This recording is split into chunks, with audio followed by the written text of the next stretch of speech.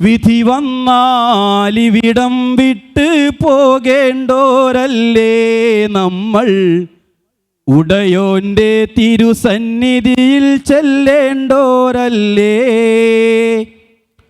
മലക്കുൽ മൗത്തെത്തും നേരം വിട പറയാൻ തരമില്ല. മലക്കുൽ മൗത്തെത്തും നേരം വിട പറയാൻ തരമില്ല. ആശിച്ചതൊന്നും കൂടെ കൊണ്ടുപോകില്ല. നടക്കുവോ? ആര് വരും? ആര് വരും? മലക്കുൽ മൗത്ത് വരാനുണ്ട്. എന്തുകൊണ്ടാണ് നടക്കാത്തത്? എന്തുകൊണ്ടാണ് ചിലപ്പോൾ സാധ്യമാകാതെ പോകുന്നത്? ആരാണ് പൂർത്തിയാക്കിയവർ? എല്ലാ ആഗ്രഹങ്ങളും പൂർത്തിയാക്കിയവർ ആരാളുള്ളത്? ഉണ്ടോ? അങ്ങനെ ആരെങ്കിലും ഉണ്ടോ? നമ്മുടെ കൂട്ടുകാർ, വീട്ടുകാർ, ഉമ്മ, ഉപ്പ, വല്ലിപ്പ, വല്ലിമ്മ, അമ്മാവന്മാർ, കസിൻസ്, ആരെങ്കിലും അവരുടെ എല്ലാ ആഗ്രഹങ്ങളും തീർന്നു മോളെ എന്ന് പറഞ്ഞിട്ടുണ്ടോ? പറയാൻ കഴിയില്ല, പൂർത്തിയാക്കാൻ കഴിയില്ല. നോക്കൂ, നിങ്ങൾ just stand up, close your eyes. MGMമാർക്ക് അവിടെ ഇരിക്കാട്ടോ. ബാഗൊക്കെ അവിടെ ഇരുന്നോട്ടോ, ആരും കൊണ്ടുപോകൂല. അതിൽ ഐഫോൺ ഉണ്ടാ? ശരി, കണ്ണടയ്ക്കുക. നമ്മുടെ ജീവിതത്തിൽ മോഹങ്ങളും ആഗ്രഹങ്ങളും പൂർത്തിയാക്കാതെ കടന്നുപോയ ചില ആളുകളെ മനസ്സിലേക്ക് കൊണ്ടുവരാം. പ്രിയപ്പെട്ട ഉപ്പ, പ്രിയപ്പെട്ട ഉമ്മ, നമ്മളൊരുപാട് താലോലിച്ച് നമ്മുടെ കൂടെ നടന്ന നമ്മുടെ വല്യുപ്പ, നമ്മളെ ഒരുപാട് ഇഷ്ടപ്പെട്ട് പാട്ടുപാടി താലോലം താലോലം താലോലം കുഞ്ഞേ താരാട്ടുപാട്ടുകൾ പാടിത്തന്ന വല്യമ്മ ജീവിതത്തിൽ നിന്ന് വേർപെട്ടു പോയിട്ടില്ലേ? നമ്മുടെ കൂട്ടുകാർ, കൂടെ പഠിച്ചിരുന്ന കൂട്ടുകാരികളുടെ മയ്യത്ത് കാണാൻ നമ്മൾ പോയി നിന്നിട്ടില്ലേ?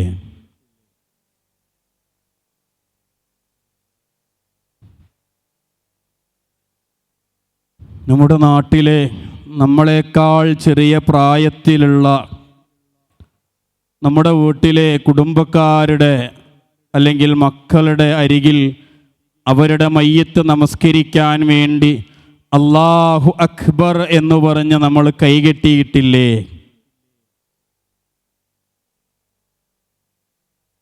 ആലോചിച്ച് നോക്കൂ, മരണം. അവരൊക്കെ നമ്മുടെ ജീവിതത്തിൽ നിന്ന് അവരുടെ ആഗ്രഹങ്ങളും മോഹങ്ങളും അഭിലാഷങ്ങളും അംബീഷൻസും ജോലിയും യാത്രകളും ഭക്ഷണങ്ങളും എല്ലാം ഒഴിവാക്കിക്കൊണ്ട് യാത്ര പോകേണ്ടി വന്ന അവസരങ്ങൾ ഉണ്ടായിട്ടുണ്ട്. Open your eyes. ഇരിക്കാം. Air crash. അഹമ്മദാബാദിലെ 260 ആളുകളെയും കൊണ്ട് 242 ആളുകളെയും കൊണ്ട് ഉയർന്നു പൊങ്ങിയ വിമാനം സെക്കൻഡുകൾ കൊണ്ട് ഒരുപാട് ആഗ്രഹങ്ങളും ഒരുപാട് മോഹങ്ങളും ഒരുപാട് ജോലി സാധ്യതകളെയും പഠനവും എല്ലാം സ്വപ്നം കണ്ടിരുന്ന 260 പേരുടെ മരണത്തിന് കാരണമായി തീർന്ന എയർ ക്രാഷ്. അത് ഉയർന്നപ്പോൾ ആരും വിചാരിച്ചില്ല ഇതിപ്പോൾ താഴേക്ക് വീഴുമെന്ന്. എന്താണെന്നറിയോ? എന്താണത്? ഇൻസ്റ്റയിൽ ചിലപ്പോൾ വന്നിട്ടുണ്ടാവില്ല. പറഞ്ഞോളെ.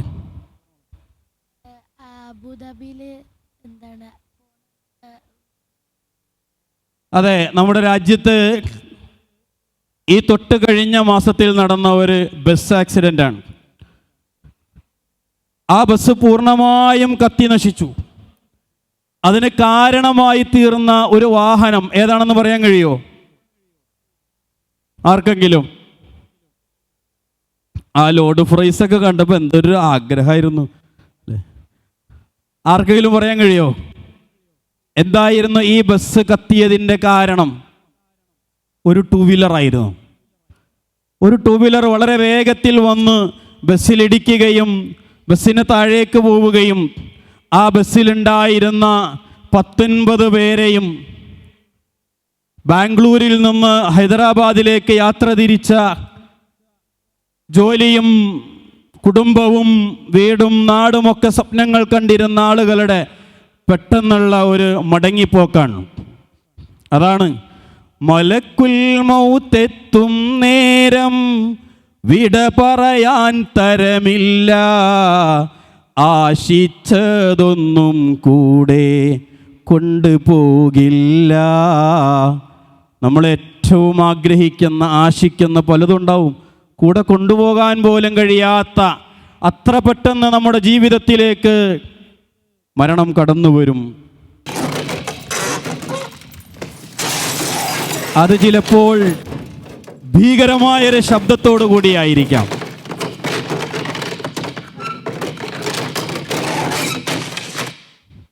ചിലപ്പോൾ ഭീകരമായൊരു ശബ്ദത്തോടു കൂടിയായിരിക്കാം തേജസ് എന്ന് പറയുന്ന ആ വിമാനം,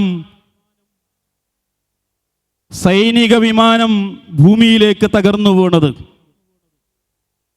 എത്ര പെട്ടെന്നാണ് ജീവിതത്തിലേക്ക് നമ്മൾ പോലും പ്രതീക്ഷിക്കാതെ എത്ര സംവിധാനങ്ങളും സുരക്ഷാ സംവിധാനങ്ങളും ഉണ്ടായിരുന്ന വിമാനമാണ് ആ തകർന്നു വീണത് എന്നത് സ്ക്രീനിൽ നിങ്ങൾക്ക് കാണാൻ കഴിയും.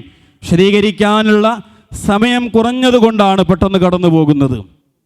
എപ്പോഴാണ് ജീവിതത്തിൽ നിന്നൊരു മടങ്ങിപ്പോക്ക് എന്ന് പറയാൻ കഴിയില്ല. പ്രിയമുള്ളവരെ, മിനിഞ്ഞാന്ന് തിരുവനന്തപുരത്ത് നിന്ന് ആലുവയിലേക്കുള്ള വാഹനയാത്രക്കിടയിൽ എൻ്റെ കൂടെയുണ്ടായിരുന്ന ഒരു സുഹൃത്ത് അദ്ദേഹത്തിൻ്റെ സുഹൃത്തിൻ്റെ ഒരു ആക്സിഡൻ്റ്, അപ്പോൾ കഴിഞ്ഞൊരു ആക്സിഡൻറ്റിനെ കുറിച്ച് പറയുകയുണ്ടായി.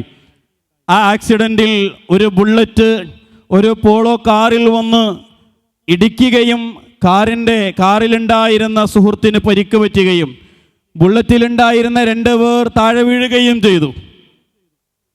ആ 2 പേരിൽ ഒരാൺകുട്ടിയാണ്, രണ്ടാമത്തേത് ഒരു പെൺകുട്ടിയായിരുന്നു.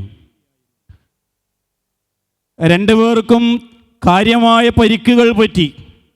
ബുള്ളറ്റ് അതിവേഗതയിലായിരുന്നു. പെൺകുട്ടി അവരോട് കാല് പിടിച്ചു പറഞ്ഞു, വീട്ടിലേക്ക് വിളിക്കരുത്. നമ്മളാണെങ്കിൽ ആരെ വിളിക്കുക? ആദ്യം നമ്മുടെ ഉമ്മയും നമ്മുടെ ഉപ്പയും വിളിക്കണം. പെൺകുട്ടി കാല് പിടിച്ചു പറഞ്ഞത് എൻ്റെ ഉപ്പാനെ അറിയിക്കരുത്, ഉമ്മാനെ അറിയിക്കരുത്. കാരണം അവൾ പോന്നിട്ടുള്ളത് അവൾ വിവാഹം കഴിച്ച ഒരു ചെറുപ്പക്കാരൻ്റെ കൂടെയല്ല, അവളുടെ കോളേജിൽ പഠിക്കുന്ന ഏതോ ഒരുത്തൻ്റെ കൂടെയാണ്. ഏതോ ഒരുത്തൻ, 17 വർഷം നമ്മെ പോറ്റി വളർത്തിയ നമ്മുടെ ഉപ്പയും ഉമ്മയും അവരറിയാത്ത, നമുക്കാകെ പരിചയമുള്ള 1-2 വർഷത്തിൻ്റെ പകലുകളിൽ ചാറ്റുകളിൽ മാത്രം കണ്ട് പരിചയിച്ച ഏതോ ഒരുത്തനെ തൻ്റെ കൂടെ കൂട്ടുകയും അവൻ്റെ ബൈക്കിൻ്റെ പിന്നിൽ യാത്ര ചെയ്യാൻ ധൈര്യം കാണിക്കുകയും ചെയ്യുന്നത്, പ്രിയമുള്ള മക്കളെ, എന്തിൻ്റെ പേരിലാണ്? എപ്പോഴാണ് ആ വാഹനം നാഷണൽ ഹൈവേയിലെ ഏതെങ്കിലും ഒരു വാഹനത്തിൽ ഇടിച്ച് താഴെ വീഴുന്നത് എന്ന് പറയാൻ കഴിയില്ല. അങ്ങനെയായാൽ തൻ്റെ വീട്ടിലേക്ക് ന്യൂസ് ചാനലുകളിലൂടെ വിവരങ്ങൾ എത്തുന്നത് ഇന്ന ആൾ, ഇന്ന മകൾ, ഇന്ന ആളുടെ മകൾ ആക്സിഡൻറ്റിൽ പെട്ടിരിക്കുന്നു എന്നാണ്. ആരുടെ കൂടെയാണെന്ന് അറിയുമ്പോഴാണ് ലോകം നമ്മുടെ മുൻപിൽ ഇങ്ങനെ നോക്കി നിന്നു പോകുന്നത്. ആലോചിച്ചിട്ടുണ്ടോ അങ്ങനെ ഒരു യാത്രയിൽ എപ്പോഴെങ്കിലും ഒരു അപകടം സംഭവിക്കുന്നതിനെ പറ്റി? അതെ, നമ്മുടെ കൂട്ടുകാർ, നമ്മുടെ ബന്ധുക്കൾ, മാതാപിതാക്കൾ, വല്യുപ്പ, വല്യുമ്മ, അങ്ങനെയുള്ള പ്രിയമുള്ളവർ, അവരൊന്നും didn't complete their ambitions, their hopes, their wishes. Our ambitions, our wishes, our hopes, Will it be completed? Yes or no? Yes or no? Yes or no? Complete ചെയ്യാൻ കഴിയോ? നോ. എത്ര കഴിഞ്ഞുപോയി ജീവിതത്തിൽ നിന്ന്? ഇനി എത്രയുണ്ട് ജീവിതത്തിലേക്ക് വരാൻ? ആരൊക്കെ വാർദ്ധക്യത്തിലേക്കെത്തും? ആരൊക്കെ മധ്യവയസ്കതയിലേക്ക് ഓടിയെത്തും? ആരൊക്കെ വടി പിടിച്ച് നടക്കുന്ന അവസ്ഥയിലെത്തും? പറയാൻ കഴിയില്ല. നമ്മുടെ ജീവിതത്തിൽ ഒരു മനുഷ്യന് 70 വയസ്സാണ് ഒരാൾക്ക് പ്രായമുള്ളത് ഉണ്ടാവുക എങ്കിൽ 365 ദിവസം, ആ 365 ദിവസം 70 വർഷം ജീവിക്കുന്ന ഒരാൾ 25,550 ദിവസങ്ങൾ അയാൾ ജീവിക്കും. അതിൽ ഉറങ്ങുന്നത് 20 വർഷം, അതിൽ ഭക്ഷണം കഴിക്കുന്നത് 5 വർഷം, 7,300 ദിവസങ്ങളും 1,810 ദിവസങ്ങളും ചാറ്റിങ്ങിന് വേണ്ടി നമ്മൾ ചെലവഴിക്കുന്ന മിനിമം ഒരാൾ ചെലവഴിക്കുന്ന 3 മണിക്കൂറും, ആ 3 മണിക്കൂറിനെ 21,900 മണിക്കൂറുകൾ സോഷ്യൽ മീഡിയയിൽ, ഇൻസ്റ്റയിൽ, ഫേസ്ബുക്കിൽ, റീൽസിന് വേണ്ടി, യൂട്യൂബിന് വേണ്ടി നമ്മൾ മാറ്റിവെക്കുന്ന അത്രയും സമയങ്ങൾ, പ്രിയമുള്ള മക്കളെ, എത്രയുണ്ട് ഇനി നമ്മുടെ ജീവിതത്തിൽ ബാക്കി? പുതിയ തലമുറ 8 മണിക്കൂർ ഒരു ദിവസത്തിൽ രാത്രിയിലും പകലിലുമായി ഉറങ്ങാൻ പോലും കഴിയാതെ പുതപ്പിനടിയിൽ മിന്നാമിനിങ്ങനെ കത്തിച്ചുകൊണ്ട് എത്രയോ ദിവസങ്ങളാണ് കഴിഞ്ഞുകൂടുന്നത്. ആലോചിച്ച് നോക്കിയിട്ടുണ്ടോ? ആ ഒരു സമയത്ത് ജീവിതത്തിലേക്ക് പെട്ടെന്ന് മരണം കടന്നു വരുന്നതിനെ പറ്റി. അങ്ങനെ വന്നാൽ പ്രിയമുള്ള കൂട്ടുകാരെ, പ്രിയമുള്ള മക്കളെ, ഞാനും നിങ്ങളും നമ്മുടെ അവസ്ഥ എന്തായിരിക്കും? എവിടേക്കാണ് അടുത്തത് പോകാനുള്ളത്? മട്ടും മണി മാളിക വിട്ട് കെട്ടിവച്ചതൊഴിച്ചിട്ട് ഒറ്റയ്ക്കൊരു യാത്ര പോണം, വിട്ട് പിരിഞ്ഞങ്ങു പോണം. ഒറ്റയ്ക്ക് പോകേണ്ട യാത്രയാണ്. ആരും കൂട്ടിനില്ല. ഇപ്പൊ കൂടെ ചിരിക്കാൻ ആളുണ്ടാവും, പക്ഷേ ആരും കൂടെ ഉണ്ടാവുകയില്ല. കൂട്ടുകാരുണ്ടാവില്ല, സഹോദരങ്ങൾ ഉണ്ടാവുകയില്ല, ചങ്ക് എന്ന് പറഞ്ഞ് നമ്മൾ എപ്പോഴും കൂടെ കൂട്ടുന്നവരുണ്ടാവുകയില്ല. നോക്കൂ നിങ്ങൾ, എത്ര പെട്ടെന്ന് ചിലപ്പോൾ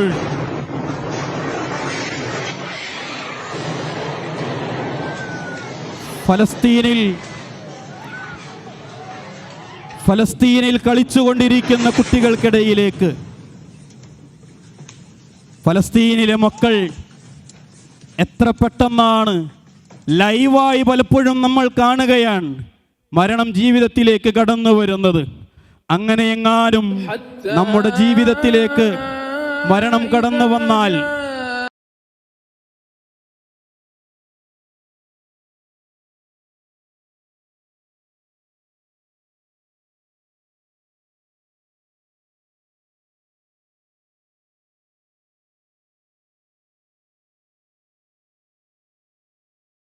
പ്രഗത്ഭരായവർ, പ്രശസ്തരായവർ അവരുടെ ജോലിക്കിടയിൽ, അവരുടെ യാത്രക്കിടയിൽ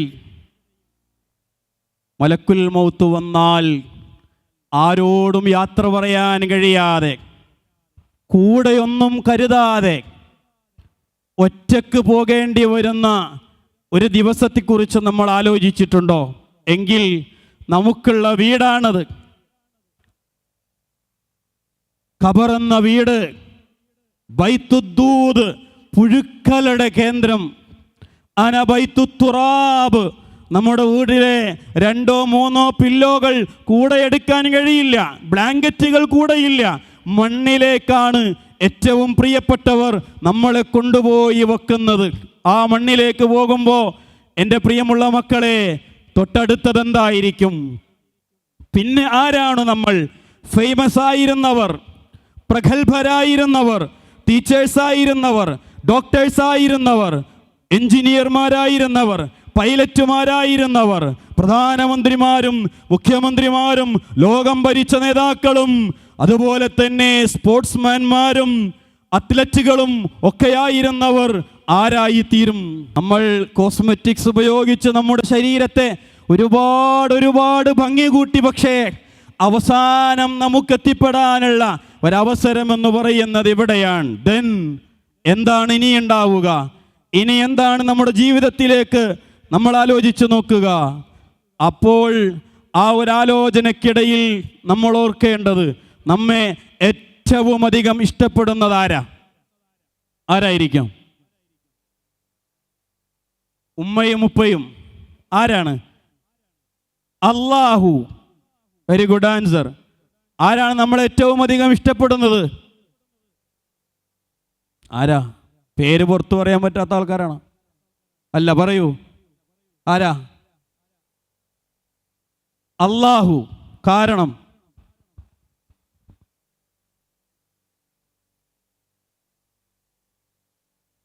വെറുതെ പറഞ്ഞു പോയതാണോ? നമ്മളെ ഏറ്റവും അധികം നമ്മുടെ കാര്യങ്ങളിൽ ശ്രദ്ധയുള്ളത് ആർക്കാണ്? ആ ഉമ്മാക്ക് ഒരു വഴിക്ക് വിടൂല അല്ലേ?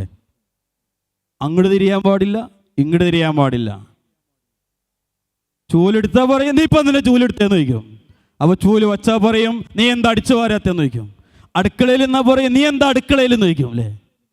പുറത്ത് പത്രം വായിച്ചാൽ പറയും ഓ ഇത്രയും കാലം ഇല്ലാത്തൊരു പത്രവായന. ഇങ്ങനെ പുറകെ കൂടും. നമ്മുടെ കാര്യങ്ങളിൽ ഒരുപാട് ശ്രദ്ധിക്കുന്ന ഒരാൾ, നമ്മളെ ഏറ്റവും കൂടുതൽ പരിഗണിക്കുന്നത് ആരാ?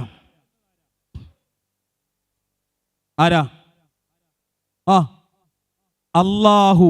ശരിയാണോ? യെസ്, അല്ലാഹു. ആ അല്ലാഹു നമ്മളേറ്റവും അധികം മറന്നതാരെയാ? നമ്മളേറ്റവും അധികം പരിഗണിക്കുന്ന, നമ്മളേറ്റവും കൂടുതൽ ശ്രദ്ധിക്കുന്ന നമ്മുടെ നാഥനെയാണോ നാം മറന്നുപോയത്? നമ്മളേറ്റവും കൂടുതൽ അവോയ്ഡ് ചെയ്തതാരെയാണ്? ശരിക്കും ആലോചിക്കുക. നോക്കൂ, നമ്മുടെ ശരീരത്തിൻ്റെ വളരെ ചെറിയൊരവയവം,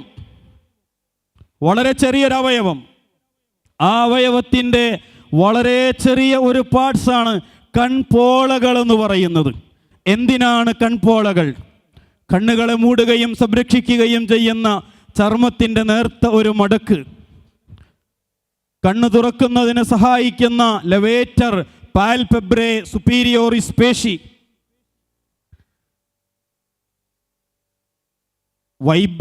വൈപ്പറില്ലാത്ത കാറിനെ കുറിച്ച് ചിന്തിക്കുക. നമ്മുടെ കണ്ണുകളുടെ വൈപ്പറാണ് നമ്മുടെ കൺപോള.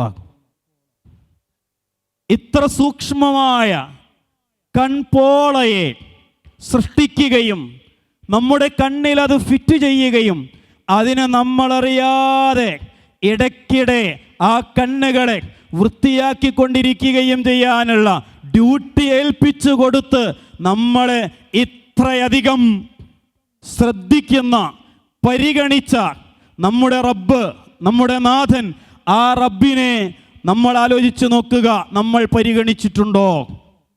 നമ്മൾ ഓർത്തിട്ടുണ്ടോ? നമ്മൾ മറന്നുപോയോ? ആ റബ്ബിൻ്റെ കൽപ്പനകളെ ജീവിതത്തിൽ എന്തിനാണ് നിയന്ത്രണങ്ങൾ തന്നത്? ആ നിയന്ത്രണങ്ങൾ നമ്മുടെ ജീവിതത്തിൻ്റെ ഏറ്റവും നല്ല ഒരു ജീവിതത്തിനൊരു ലൈഫിന് വേണ്ടിയാണ് അള്ളാഹു ആ നിയന്ത്രണങ്ങളൊക്കെ നമുക്ക് വച്ച് തന്നിട്ടുള്ളത്. ആ റബ്ബ് പറഞ്ഞതിനെ നമ്മൾ ഓർത്തു വെക്കുക. ഖുർആനിലൂടെ അള്ളാഹു നമ്മളോട് പറഞ്ഞു തന്നു, യാ ഇബാദിയല്ലദീന അസ്റഫു അലാ അൻഫുസിഹിം ലാ തഖ്നതു മിർ റഹ്മത്തില്ലാഹ്. അള്ളാഹ് പറഞ്ഞ എന്താ അറിയോ? കുറേ തെറ്റുകൾ ചെയ്ത മനുഷ്യനല്ല വിളിച്ചത്, എടോ പാപിയെ എന്നല്ല വിളിച്ചത്. രാത്രിയും പകലും കോളേജിലും ക്യാമ്പസിലും വീട്ടിലും ഒക്കെ തെറ്റുകൾ ചെയ്തു കൂട്ടിയ പെണ്ണെ എന്നല്ല വിളിച്ചത്.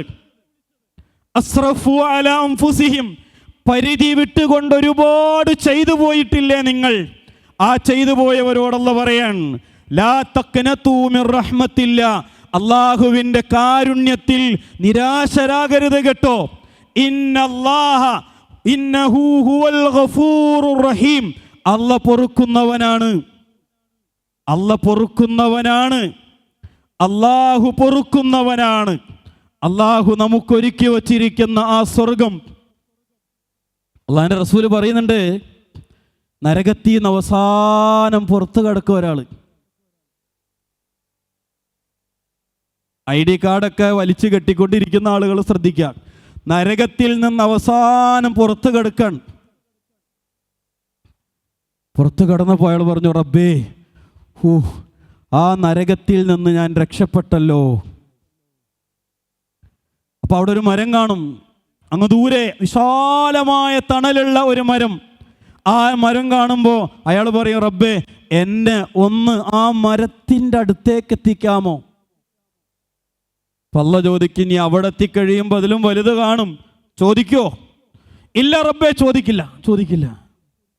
അള്ളാഹു അയാളെ ആ വിശാലമായ മരത്തിൻ്റെ താഴെ നല്ല അരുവികൾ ഒഴുകുന്ന സുന്ദരമായ മരത്തിൻ്റെ താഴേക്ക് കൊണ്ടുവരും. അവിടെ ചെല്ലുമ്പോഴാണ് അതിനപ്പുറത്ത് അതിനേക്കാൾ സുന്ദരമായ അരുവികളും പൂക്കളും ചെടികളും ഒക്കെയുള്ള വിശാലമായ അതിന് താഴെ ഒഴുകുന്ന വലിയ ഒരു മരം അവർ കാണുന്നത്. അയാൾ പറയും, റബ്ബേ, എന്നെ അവിടേക്ക്. അല്ലാഹു, നീയല്ലേ നേരത്തെ പറഞ്ഞത്? ഇല്ല റബ്ബേ, ഇത് അവസാനത്തേതാണ്.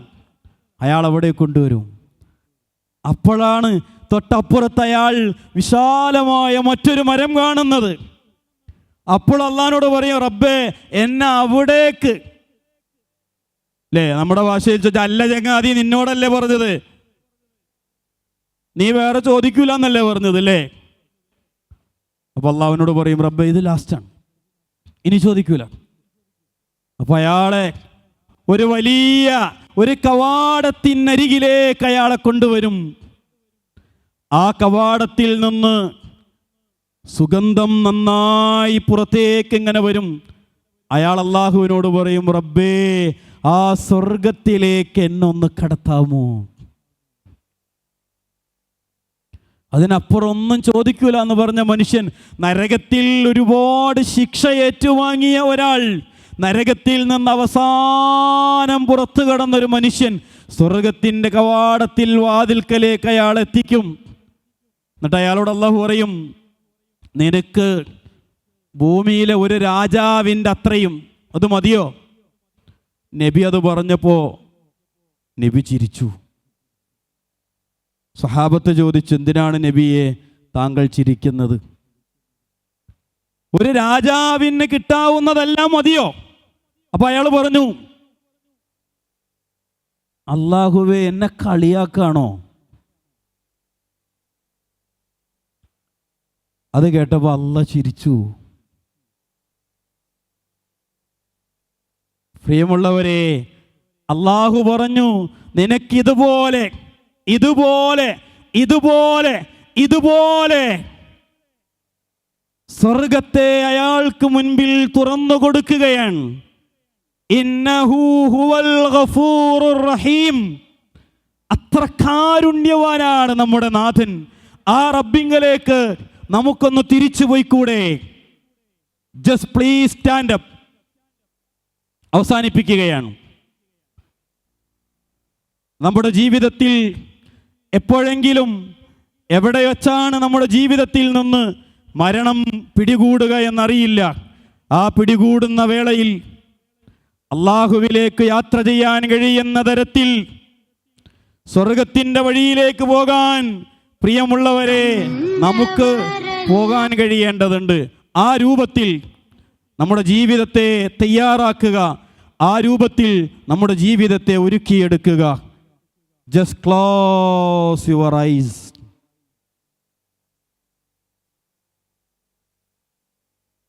എന്നിട്ട് നമ്മൾ നമ്മുടെ വീട്ടിൻ്റെ മുൻപിലേക്ക് ചെല്ലുമ്പോൾ ആ വീട്ടിലെ വാർത്ത നമ്മളുടെ മരണമാണ്. നമ്മൾ മരിക്കുക. വീട്ടിലേക്ക് നമ്മളെ കൊണ്ടുവന്നു. വീട്ടിൻ്റെ ഹാളിൽ നമ്മെ കിടത്തി.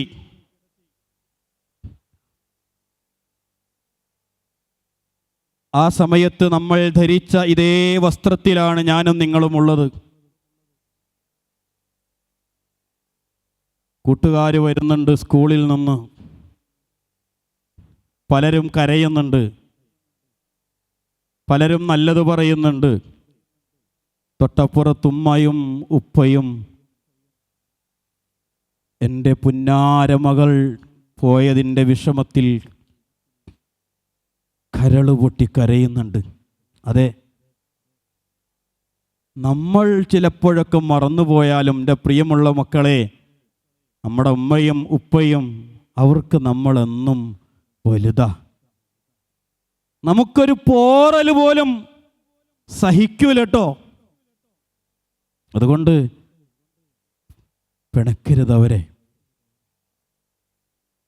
ബാപ്പ എന്നൊരു വിളിയിലുണ്ട്. ബാപ്പാന്ന് വിളിക്കാൻ കഴിയാന്ന് പറഞ്ഞാലേ അത് വല്ലാത്തൊരു അനുഭവമാണ്. ആ വാപ്പയും ഉമ്മയും നോക്കിക്കരയാ. നമ്മുടെ അനിയത്തിയുണ്ട്, നമ്മളെ കുളിപ്പിക്കാൻ വേണ്ടി നമ്മൾ കിടന്നുറങ്ങിയ നമ്മുടെ മുറിയിലേക്ക് നമ്മളെ കൊണ്ടുപോവുകയാണ്. അവിടെ നമ്മുടെ മൊബൈൽ, നമ്മുടെ ലാപ്പ്, നമ്മുടെ പുസ്തകങ്ങൾ, നമ്മുടെ വസ്ത്രങ്ങൾ മയ്യത്ത് കുളിപ്പിക്കുന്ന കട്ടിലിൽ കിടത്തി നമ്മുടെ ശരീരത്തിലെ മുഴുവൻ വസ്ത്രങ്ങളും അവർ അഴിച്ചെടുക്കുകയാണ്. ആ വസ്ത്രങ്ങൾ അഴിച്ചതിൻ്റെ കൂടെ നമുക്ക് സമ്മാനമായി നമ്മുടെ ഉപ്പയും ഉമ്മയും സമ്മാനിച്ച ആഭരണങ്ങളും അവർ അഴിച്ചെടുക്കുന്നു. ഒരു തുണി മാത്രം ശരീരത്തിലേക്കിട്ട് അതുവരെ ഷവറിനരികിൽ നമ്മൾ നമ്മുടെ ഇഷ്ടത്തിന് കുളിച്ചിരുന്നിടത്ത് നമ്മളെ കുളിപ്പിക്കാൻ വേണ്ടി ഒരു ബക്കറ്റിൽ കർപ്പൂരം കലക്കി സോപ്പ് തയ്യാറാക്കി നമ്മുടെ ശരീരത്തെ ഒന്ന് കയ്യിലേക്ക് താങ്ങിയിരുത്തിയിട്ട് നമ്മുടെ വയറിൽ പതുക്കെ തടവും. ശരീരത്തിൽ നിന്ന് ഇനി എന്തെങ്കിലും മാലിന്യങ്ങൾ പുറത്തേക്ക് പോകാനുണ്ടെങ്കിൽ അതുകൂടി പുറത്തു പോകാൻ വേണ്ടി. ആരായിരിക്കും അത്? ചിലപ്പോൾ നമുക്ക് പരിചയമുള്ളവർ, ചിലപ്പോൾ നമുക്ക് പരിചയമില്ലാത്തവർ. ആരാണ് എൻ്റെ ശരീരത്തിൽ ഞാൻ എൻ്റെ അനുവാദമില്ലാതെ സ്പർശിക്കുന്നത്? ആ മാലിന്യം, അതിൻ്റെ ഗന്ധം, അതിൻ്റെ ദുർഗന്ധം, അതൊക്കെ അവർ സഹിക്കുക. കഴുകിക്കളയും, വുളു ചെയ്യിപ്പിക്കും, പല്ല് തേപ്പിച്ചു തരും, നമ്മുടെ ശരീരത്തിലേക്ക് വെള്ളമൊഴിക്കും, നമ്മളെ കുളിപ്പിക്കും. നമ്മൾ ഏറ്റവും കൂടുതൽ സമയം ചെലവഴിച്ചിരുന്ന നമ്മുടെ മുഖം നന്നാക്കാൻ വേണ്ടിയല്ല, ആ മുഖത്തേക്ക് നന്നായി ഉരച്ച് കഴുകി ശരീരത്തിൻ്റെ മുഴുവൻ അഴുക്കുകളും കളയാൻ വേണ്ടി അവർ ശ്രമിക്കും. നമ്മളെ മറ്റൊരു വസ്ത്രം ധരിപ്പിക്കും, വെള്ള തുണിയാണ്. വലിയ വിലയൊന്നുമില്ല കേട്ടോ മക്കളെ, വലിയ വിലയൊന്നുമില്ല. കഫൻ പുടവ, കഫൻ ചെയ്യുകയാണ് നമ്മളെ, പൂർണ്ണമായും നമ്മളെ പുതയ്ക്കുന്നു. നമ്മുടെ വീടിൻ്റെ മുൻ വരാന്തയിലേക്ക് വീണ്ടും നമ്മളെ കൊണ്ടുവരികയാണ്. നമ്മുടെ പ്രിയമുള്ള ഉമ്മയും ഉപ്പയും സഹോദരങ്ങളും സഹോദരിമാരും, വീട്ടിൽ വന്ന സഹോദരിമാർ നമ്മുടെ മയ്യത്ത് നമസ്കരിക്കുകയാണ്. പള്ളിയിലേക്ക് 6 കാലിൻ കട്ടിലേറി പോയിടുമാ പള്ളിക്കാട്ടിൽ, 6 കാലിൻ കട്ടിലേറി പോയിടുമാ പള്ളിക്കാട്ടിൽ. 6 കാലുള്ള ആ വാഹനം, അതിൽ നമ്മൾ ചുമന്നു കൊണ്ടുപോവുകയാണ്. പള്ളിയിലെ 1-ാമത്തെ സഫിൽ കൊണ്ടുവന്ന് നമ്മളെ വച്ചു. പ്രിയമുള്ള മക്കളെ, നമുക്ക് വേണ്ടി മയ്യത്ത് നമസ്കരിക്കാൻ വേണ്ടി പോവുകയാണ്. എൻ്റെ ജീവിതത്തിൽ എൻ്റെ നമസ്കാരങ്ങൾ എനിക്ക് വേണ്ടി ഞാൻ എത്ര നിർവഹിച്ചിട്ടുണ്ട്. ഇന്നിതാ എനിക്ക് വേണ്ടി മറ്റുള്ളവർ മയ്യത്ത് നമസ്കരിക്കാൻ പോവാൻ. എന്ത് കാരണത്തിൻ്റെ പേരിലാണ് ഞാനും നിങ്ങളും നമ്മുടെ നമസ്കാരങ്ങൾ ഒഴിവാക്കിയിട്ടുള്ളത്? ആലോചിച്ച് നോക്കിയിട്ടുണ്ടോ? മയ്യത്ത് നമസ്കരിച്ചുകൊണ്ട് അവർ പ്രാർത്ഥിക്കുകയാണ്, അല്ലാഹുമ്മ ഗഫിർ ലഹു, അല്ലാഹുവേ എൻ്റെ ഈ പൊന്നുമോൾക്ക്, ഞങ്ങളുടെ ഈ സഹോദരിക്ക് നീ പൊറുത്തു കൊടുക്കണമേ. ആ റബ്ബിനോട് മരണത്തിന് മുൻപ് നമുക്കൊന്ന്, അല്ലാഹുവേ എനിക്ക് നീ പൊറുത്തു തരണേ എന്ന് ചോദിക്കാൻ സമയം കിട്ടിയിട്ടുണ്ടോ? ചോദിക്കണം അല്ലാഹുവിനോട്. കണ്ടവരെല്ലാം അങ്ങ് കരയുന്നു ചാരിയ നിന്ന്,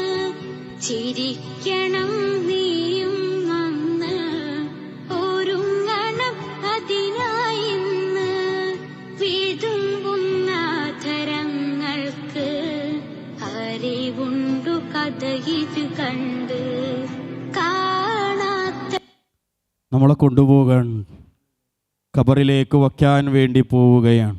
അതുവരെ കൂടെയുണ്ടായിരുന്നവർ, ചങ്കുകൾ, എല്ലാ തെറ്റുകൾക്കും ചിലപ്പോൾ കൂടെ നിന്നവർ, നന്മകളിൽ കൂടെയുണ്ടായിരുന്നവർ, ആരും കൂടെയില്ലാതെ ആ തുണി മണ്ണിലേക്ക് വെക്കുകയാണ്.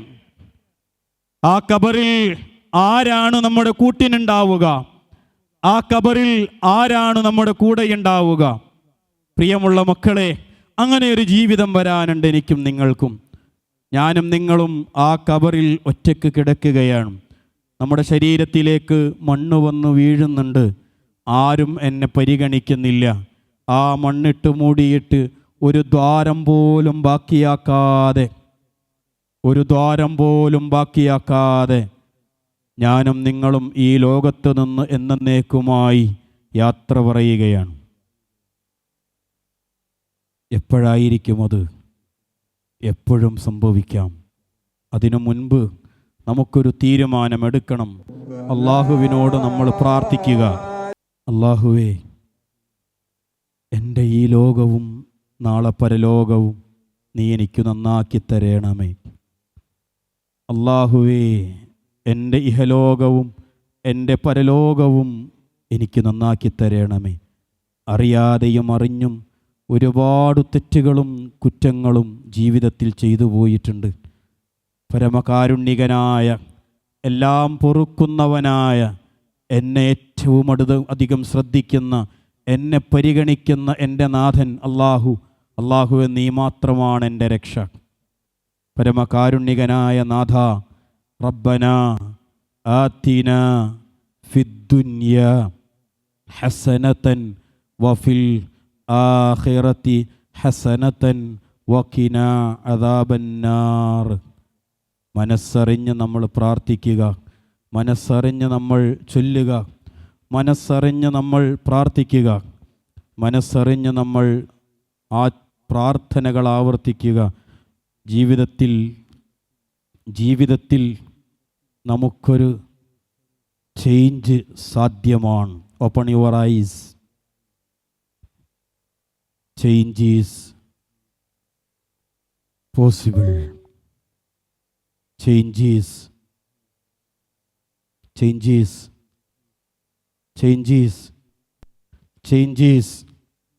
മാറ്റം സാധ്യമാണ്. അള്ളാഹുവിലേക്ക് യാത്ര ചെയ്യുക. അള്ളാഹു നമ്മെ അനുഗ്രഹിക്കുമാറാകട്ടെ.